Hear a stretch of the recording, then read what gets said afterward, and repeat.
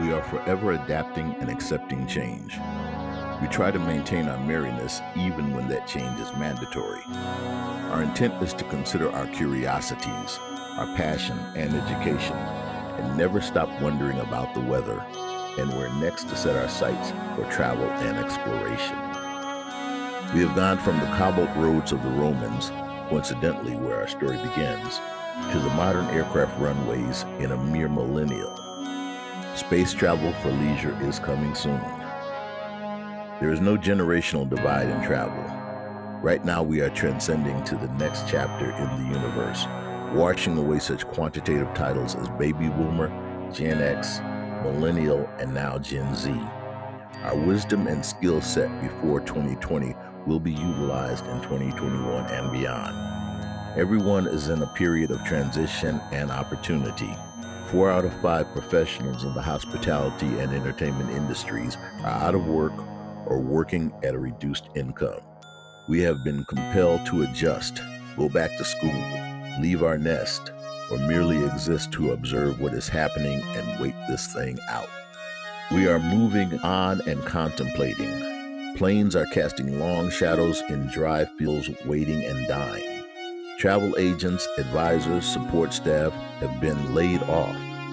Discos, bars, clubs, entertainment venues, and spots are at a crossroads. The long road of reinvention is unwinding before us, and it is happening now. But how did we get here?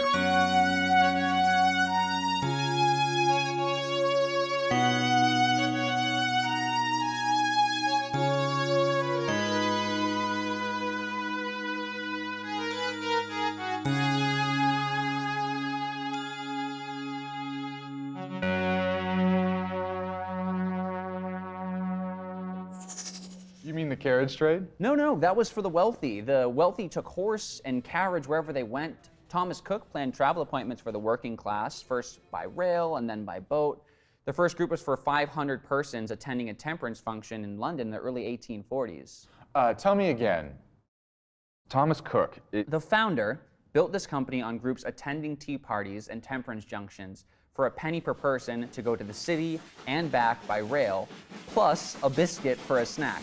Less than 10 years later, the company grew and packaged a group of 165,000 people to London's Hyde Park for the Great Exhibition. The Great Exhibition was supported by Prince Albert to showcase England's industrial advances of the 19th century, including Charles Darwin's sea adventures. 165,000 persons in a group in the 1850s. Yeah. Folks bit the bug and traveled. And another thing, Thomas Cook eventually built hotels and boats along the Nile in Egypt in the 1870s. Imagine 60 years ago, packages to the Holy Land and many other tours which crisscrossed the Atlantic by boat, steamers, and paddle steamboats. These package tours lugged newspapers, mail, and other cargo, all while the tour groups were on board. Thomas Cook's customers brought their own sherry and cider, or for those that wanted to have sherry. Still prohibition, you know. Now, how about that sale? Yeah, I'll get to that. During the 1850s and 60s, America was growing, and new churches were popping up with these Mormon radicals in the Rockies of America. Families were curious. Thomas Cook planned these trips across the Atlantic and by stagecoach to the west. Now, is that the reason for selling the family business after 90 years? Not exactly. Just a few years ago, after 1920, Thomas Cook was at the height of their business transactions, and the economy was starting to plummet after the war and flu. Unemployment was almost at an all-time high, and the economists foresaw worsening conditions. They didn't see a way to continue without deploying new travel routes. It felt wise when the offer was made and to move forward for the third generation in 1927. The writing was on the wall, so to speak. KLM has been flying since the early part of this decade. 1920. I can imagine the future. Flights to San Francisco from Los Angeles, visiting Union Square. One of their last tours under the family mantle was a brokered tour to New York to watch the Jack Dempsey fight in Yankee Stadium for the summer 1927 World Championship. The city was a circus and full of life, the plaza, the Flatiron Building. I was there too, the Travellin Times sent me. We were at the Yankee Stadium watching the fight with 80,000 other spectators. Mr. Dempsey packed his boxing gloves with ceramic, you know. How do you know that? It's been reported. His contender told his wife when he came home that night, she said, "You look horrible." And he told her, "Honey, I forgot to duck." Because his face was so swollen and unrecognizable.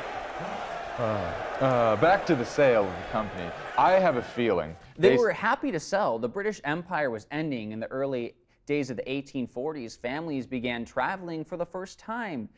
New industries popped up. Mind you, for many people, this was the first time they'd ever left their own town or village, in the 1840s, 50s, and 60s.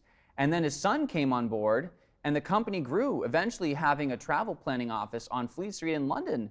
Then Asia, Africa, and Europe. Thomas Cook and Son packaged round-the-world trips in 222 days in 1869, west to east, steamer across the U.S. to San Francisco, paddleboat over the Pacific, overland in China and India, and then by steamer up the Red Sea. They even booked safaris in the 1880s before any vaccines even existed.